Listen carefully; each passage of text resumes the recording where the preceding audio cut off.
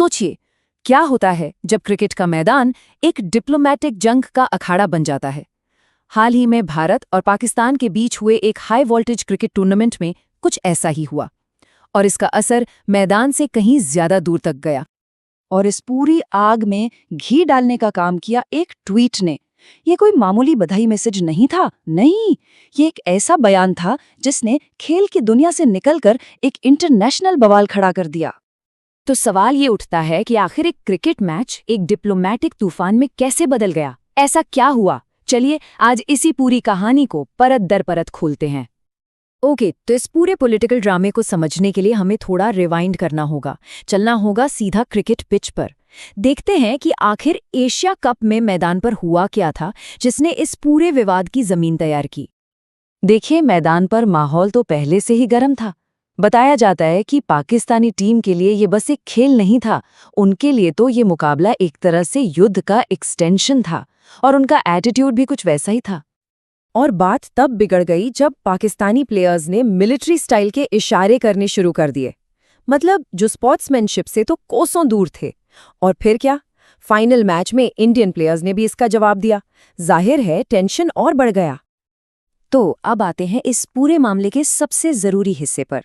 देखिए, ये जो कुछ भी हुआ ये सिर्फ मैदान की लड़ाई नहीं थी, ये असल में एक बड़ी लड़ाई का हिस्सा थी, जिसे कहते हैं नैरेटिव वॉर। मतलब कौन अपनी कहानी बेहतर तरीके से दुनिया को सुनाता है। ये नैरेटिव बिल्डिंग होती क्या है? सिंपल भाषा में कहें तो ये पब्लिक रिलेशंस यानी पीआर और कम्युनिकेशन का वो स्ट्रैटेजिक्स इस्तेमाल है जिससे कोई भी इंटरनेशनल लेवल पर अपनी बात, अपनी कहानी को कंट्रोल करता है। और आज के दौर में ये एक बहुत बड़ा जियोपॉलिटिकल हथियार है। और इसी बारे में एक जाने माने मिलिट्री एनालिस्ट हैं, टॉम कूपर। उनका नजरिया बड़ा दिलचस्प है। वो कहते हैं कि भारत इस एक मामले में यानी पीआर और नैरेटिव बिल्डिंग में हमेशा से पाकिस्तान से काफी पीछे रहा है।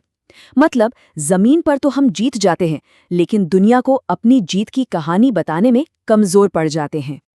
इस नैरेटिव वॉर का एक क्लासिक एग्जाम्पल है ऑपरेशन सिंदूर। अब देखिए कैसे दो अलग अलग कहानियां बनाई गईं।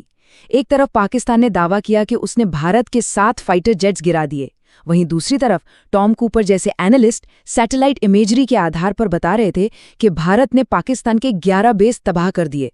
सोचिए, एक ही ऑपरेशन और कहानियां, जमीन आसमान का फर्क।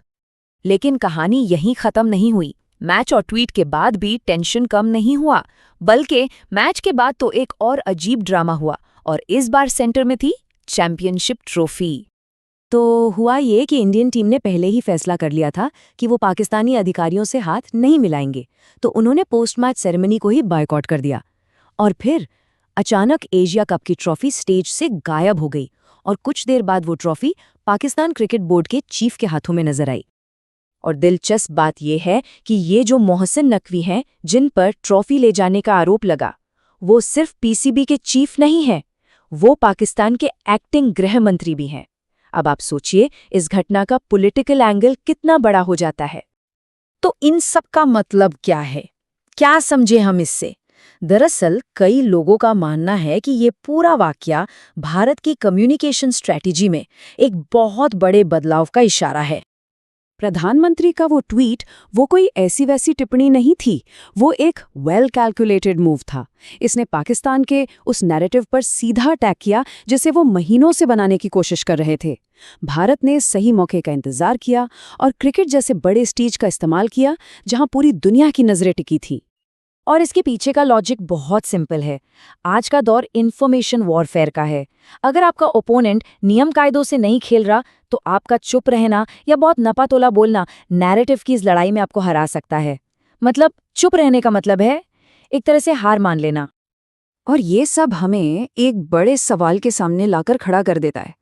आज की इस मॉडर्न राइवलरी में क्या असल जीत से ज्यादा जरूरी नैरेटिव की जीत हो गई है? क्या कहानी खुद जीत से ज्यादा ताकतवर बन चुकी है?